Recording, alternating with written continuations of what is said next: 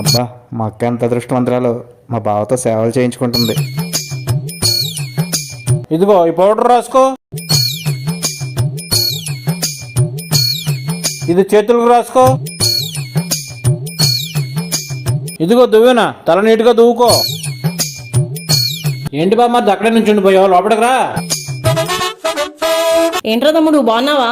ఏంటి బామ్మది చెప్ప పెట్టకుండా వచ్చేసావు, ఫోన్ కూడా చేయలేదు. బాగున్నానక్క. ఏం లేదు బావా, మా అక్కనే 4 రోజులు ఇంటికి తీసుకెళ్దామని వచ్చా. అబ్బాయి ఇప్పుడు నీతో పంపించడం కుదరదు, అసలే పొలాలు అక్కడ కోతకొచ్చి రెడీగా ఉన్నాయి. ఏంటి బావా, మా అక్కను పొలం పనికి పంపిస్తున్నావా?